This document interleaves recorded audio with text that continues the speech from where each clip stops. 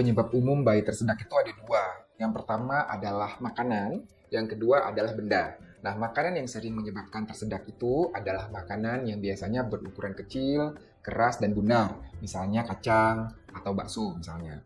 Kemudian kalau benda-benda itu juga sama, biasanya berbentuk bulat, kemudian kecil, dan licin. Misalnya kelereng, kemudian baterai jam, kemudian koin. Nah, itu hal-hal yang sering menyebabkan tersedak pada anak.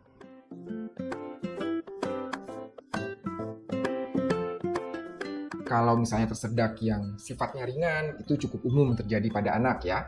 Terutama kalau pada saat bayi ASI, itu kadang-kadang kalau dia overfeeding atau terlalu banyak diberikan ASI, itu kadang-kadang dia sering gumoh dan sebagian cairan tersebut atau ASI tersebut bisa masuk ke saluran nafasnya membuat dia tersedak.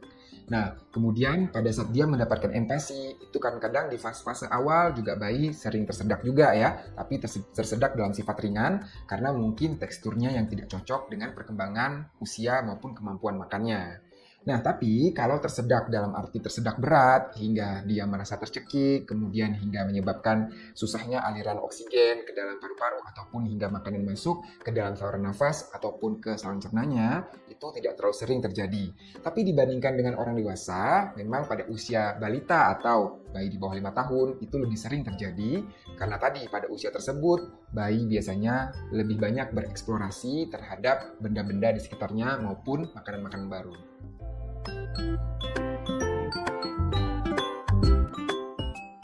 Pada kondisi berat ya, misalnya tersedak itu makanannya masuk ke saluran nafas ataupun pada perbatasan antara saluran nafas dan saluran cerna, itu bisa berbahaya ya, terutama apabila bendanya itu besar sehingga dapat menyumbat aliran udara di sana.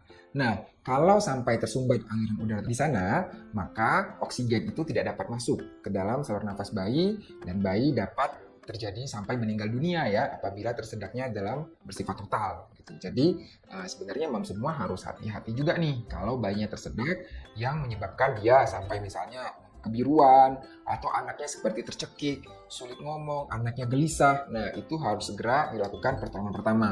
Tapi kalau tersedaknya hanya sedikit, misalnya saat dia makan biskuit, kemudian hanya tersedak remahan-remahan biskuit dan dia bisa membatukannya, sebenarnya itu masih bersifat relatif aman. Ataupun mungkin saat dia minum terlalu cepat, kemudian tersedak sedikit, kemudian dibatukan tapi tidak menimbulkan gejala-gejala yang tadi saya sebutkan, maka itu masih relatif aman sebenarnya.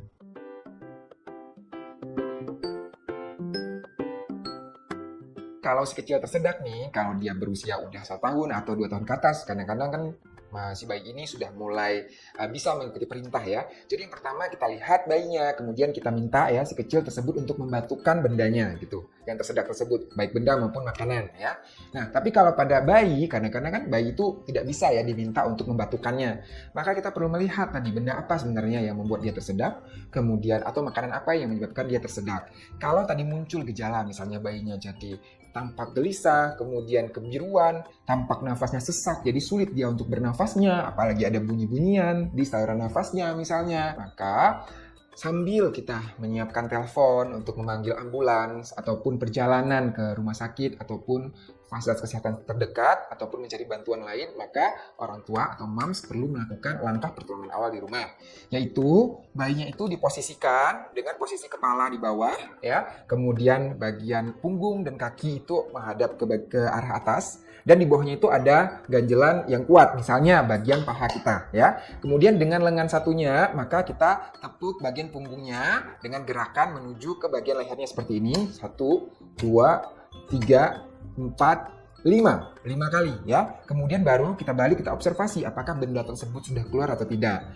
Jika terlihat ada benda di pada mulut bayi dan orang tua itu nggak yakin bisa mengambil dengan jarinya, maka sebaiknya jangan diambil karena takutnya justru akan mendorong benda tersebut masuk ke dalam saluran nafasnya ya. Nah, kalau misalnya bayinya kita lihat tampak lemas atau tidak sadar, maka posisinya dibalikan seperti ini dan kemudian dilakukan pijat pada dadanya ya. Seperti posisi RCP, ini pijat dada sebanyak 5 kali juga ya, sambil dievaluasi evaluasi lagi bagaimana kondisi bayinya dan bagaimana apakah bendanya sudah keluar atau tidak. Apabila belum keluar maka dibalik lagi, kemudian dilakukan tepuk lagi pada punggungnya dan seterusnya dan seterusnya. Jadi tepuk punggung, kemudian pijat dada ya, kecuali bayi sudah tidak sadar maka dilakukan pijat dada terus menerus ya. Nah, jadi itu yang dapat dilakukan sebagai pertolongan pertama. Tapi tadi lagi-lagi sambil kita mencari bantuan lain ya, ataupun membawa si kecil ke fasilitas kesehatan terdekat gitu. Karena kadang-kadang dibutuhkan pertolongan yang sangat cepat. Jadi orang tua harus tahu dulu langkah pertolongan awal di rumah.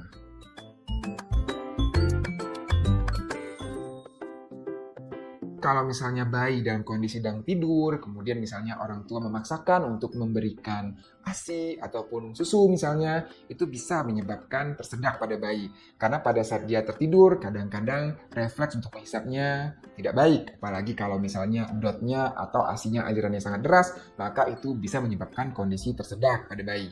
Apalagi kalau posisi kepalanya sangat datar dengan badannya, itu juga merupakan salah satu resiko untuk terjadinya tersedak. Tapi kalau misalnya posisinya itu miring, artinya kepalanya itu lebih tinggi dibandingkan badannya, kemudian aliran susu ataupun botolnya tidak terlalu kencang dan bayinya tidak tertidur dengan pulas, maka kadang-kadang si bayi masih bisa menghisapnya. Jadi kalau bayi tidur memang sebaiknya tidak diberikan apapun kecuali dia memang dalam kondisi sudah bangun gitu, baru aman untuk diberikan nutrisi untuk menghindari tersedak tadi.